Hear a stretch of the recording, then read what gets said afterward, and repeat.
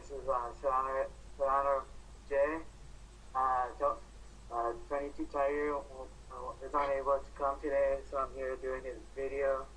So, yeah, I'm here talking about today, the first day of April. April Fools! Whoo! Thank you, Surrounders J, for being part of the April Fool's Day prank. If I got you guys, April Fools! If I didn't, no. I'm here to review the April Fool's Day episode of SpongeBob. So yes, happy April Fool's Day, everyone. I hope you all are having the most brilliant pranks out there. Make sure they're not too harsh, though. Don't go overboard with your pranks. But, make sure it's a nice, having fun joke. So, in this April Fool's Day episode of SpongeBob, he gets into the April Fool's Day spirit.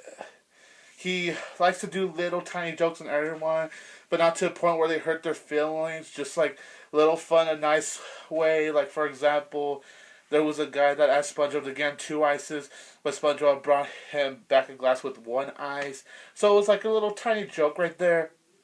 Squidward got annoyed with SpongeBob's constant little April Fool's jokes. He wanted to pull a prank on SpongeBob, but things just go way overboard. Squidward pranks SpongeBob. He humiliates him. SpongeBob cries home, and so Squidward feels guilty. And Squidward has to go apologize to SpongeBob. That's the plot of the whole episode. And so, what I think of this April Fool's Day episode, I really enjoy it. It's a very enjoyable episode. It's a really good episode to watch on April Fool's Day. And this episode does teach you a message. Don't go overboard with your pranks because you will hurt someone else's feelings. It's funny, it's cute, and Squidward, feeling bad for SpongeBob afterwards, realizing it was wrong, it was nice, and I liked that about Squidward.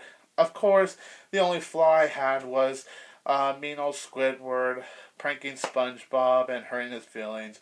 But you know what? It didn't affect me because of the fact that Squidward actually cared about SpongeBob's feelings, went straight to his house, and made an attempt to apologize to him.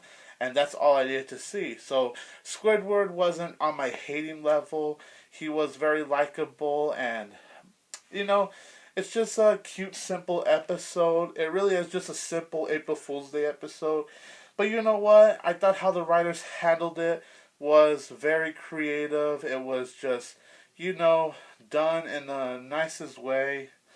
And so, there's not really much to say about this episode other than the fact that I really enjoyed it. If you want a good April Fool's Day episode to watch on a day like, April 1st, which is April Fool's, go ahead and watch the SpongeBob episode. It's really enjoyable.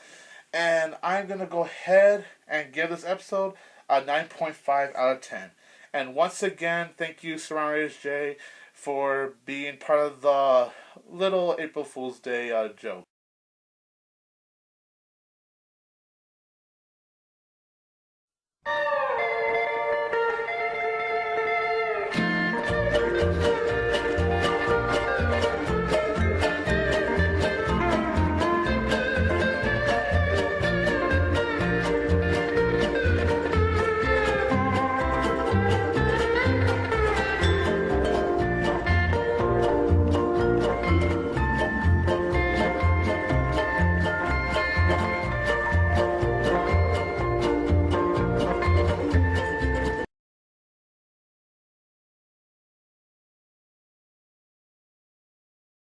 It's not an April Fool's Day episode, but it is paired with an April Fool's Day episode. So let's go ahead and go to Neptune's Spatula. SpongeBob and Patrick go into his museum. SpongeBob finds this golden spatula. He pulls out the spatula. Now he brings up King Neptune. There's like this little competition with SpongeBob and King Neptune. I'm not going to really say much about the episode's plot, but I'm just going to say it from there. And so, my thoughts on this episode: it's a good episode. It's a likable episode. It's pretty enjoyable. It's nowhere near as enjoyable as Fools in April. It has problems though. Like, first of all, I didn't like King Neptune, the character. He just seemed annoying. And I didn't like how everyone was, like, a lot of people didn't have faith in SpongeBob. Like, they were betting, like, there was a bet going on during the competition between SpongeBob and King Neptune, and everyone was placing their money on King Neptune. I just thought that was messed up, especially from Mr. Krabs. That really did get to me right there. I didn't like what Mr. Krabs did right there, especially when he has the fry cook and he doesn't have any faith on this adorable sponge right here. Oh, for shame, for shame, for shame.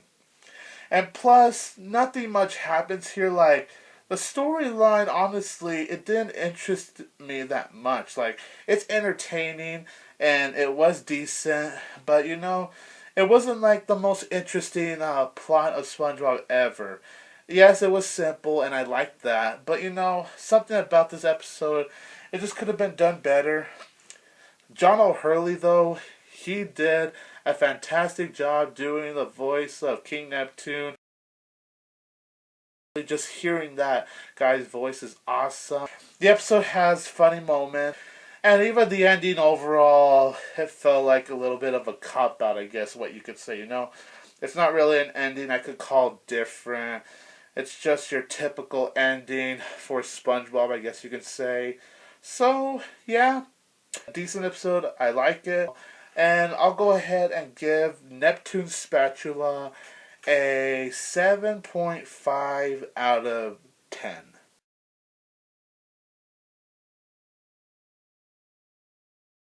Subscribe to my channel. Comment to give me your thoughts on the SpongeBob episode. Like and share this video. I hope you enjoyed this, and don't forget that I will always have